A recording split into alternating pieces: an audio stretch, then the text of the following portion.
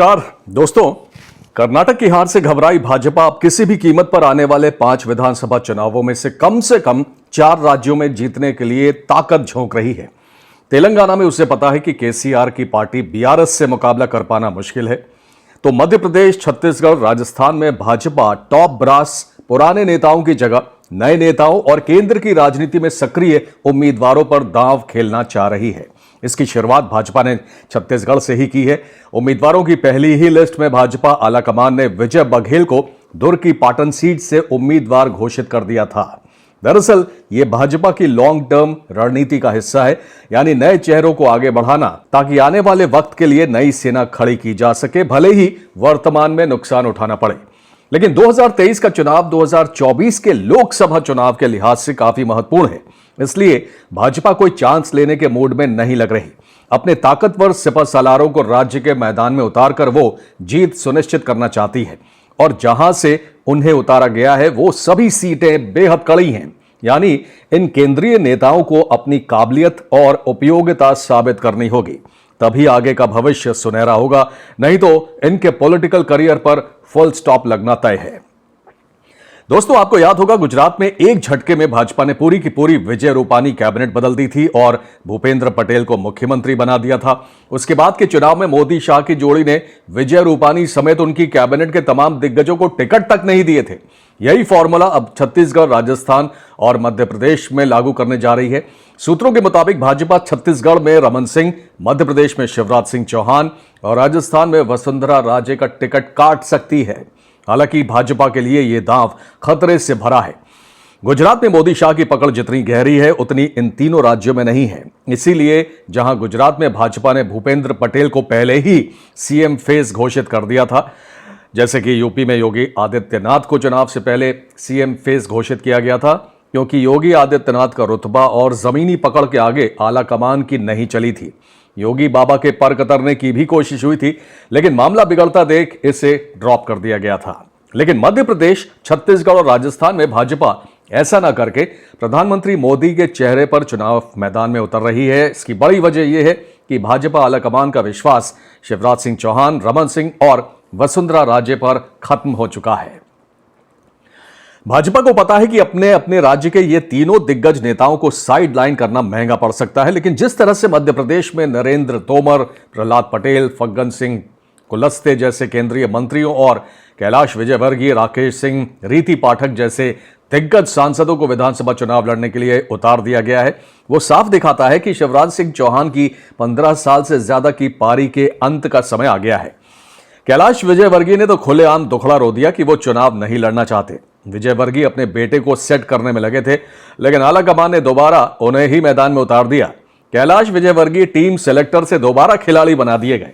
यही हाल नरेंद्र तोमर, प्रहलाद पटेल, फग्गन सिंह कुलस्ते का भी है। छत्तीसगढ़ की बात करें तो भाजपा ने पहले ही यहां सांसद विजय बघेल को उतारकर केंद्र से राज्य में नेताओं को भेजने की शुरुआत कर दी थी। अगर दूसरी लिस्ट में रमन सिंह का नाम नहीं आया तो समझिए पूर्व मुख्यमंत्री की विदाई तय कर दी गई है। रमन सिंह के बेटे अभिषेक सिंह 2014 में लोकसभा सांसद रहे, लेकिन 2019 में उन्हें टिकट नहीं दिया गया। अभिषेक सिंह पर चिट फंड घोटाले में धोखाधड़ी का आरोप भी लगा। ऐसे में उन्हें टिकट मिलना मुश्किल लगता है। एक बात और जो रमन सिंह के खिलाफ जाती है वो है उनकी लगातार घटती लोकप्रियता। एबीपी न्यूज चैनल के एक सर्वे में जहां करीब 49% लोगों की मुख्यमंत्री की पहली पसंद भूपेश बघेल थे, वहीं रमन सिंह को केवल 24% लोगों ने पसंद किया। एक्सपर्ट्स की राय में 40% से ऊपर बहुत अच्छी स्थिति मानी जाती है, जबकि 24% बेहद खराब कैटेगरी में आती है। रमन सिंह का कद वैसे ही कम किया जा चुका है। छत्तीसगढ़ से लता उसेंडी जैसी जूनियर को उनके बराबर लाकर राष्ट्रीय उपाध्यक्ष बना दिया गया, जो साफ संकेत है कि बीजेपी हाईकमान को रमन सिंह पर भरोसा नहीं रहा। रमन सिंह के खिलाफ उनके विधानसभा क्षेत्र राजनांदगांव में भी काफी असंतोष है। 2018 के चुनाव में रमन सिंह को कांग्रेस की करुणा शुक्ला ने कड़ी टक्कर दी थी और रमन सिंह मात्र 16,933 वोटों से ही जीते थे। यह मार्जिन उस समय के मुख्यमंत्री के लिए तो कम ही कहा जाएगा।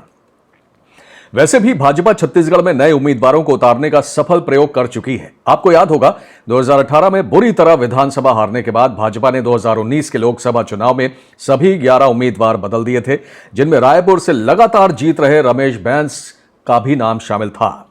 भाजपा को 9 सीटों पर कामयाबी मिली थी, तो भाजपा इसी फॉर्मूले पर चल रही है। पहली लिस्ट में इसकी झलक मिली भी है, जहां 16 नए चेहरों को जगह दी गई है।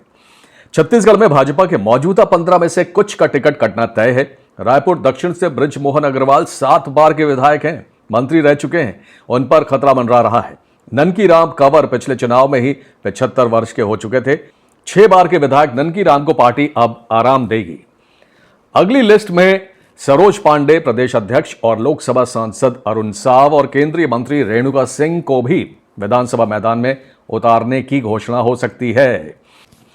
दरअसल भाजपा की नजर विधानसभा के साथ साथ अगले साल लोकसभा चुनाव पर भी है, इसलिए भाजपा की प्लानिंग इन राज्यों में जीत के साथ लोकसभा में अपनी स्थिति मजबूत करने की है। और जाहिर सी बात है, जब 3 राज्य आप जीतेंगे तो राज्यसभा में भी स्थिति मजबूत होगी।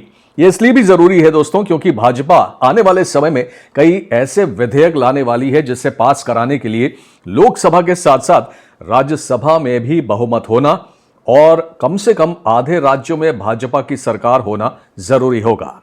उदाहरण के लिए एक बिल, 1 नेशन 1 इलेक्शन है। नरेंद्र मोदी के लिए 5 विधानसभा चुनाव एसिड टेस्ट है, खासकर मध्य प्रदेश, छत्तीसगढ़, राजस्थान। अगर हारे तो लोकसभा पर असर पड़ना तय है। ये 2019 नहीं 2023 है। मोदी को 10 साल हो रहे हैं प्रधानमंत्री बने। एंटी इनकम्बेंसी फैक्टर अब कहीं ना कहीं असर दिखाएगा, इसमें दो राय नहीं है। और 10 साल में जनता का मूड थोड़ा तो बदल ही जाता है।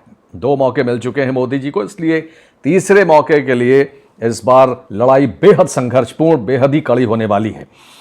दोस्तों, आपको क्या लगता है, भाजपा को रमन सिंह जैसे दिग्गज नेताओं का टिकट काटकर नए चेहरों को चुनाव मैदान में उतारना सही कदम होगा, या बीजेपी के लिए यह फॉर्मूला बैकफायर कर सकता है?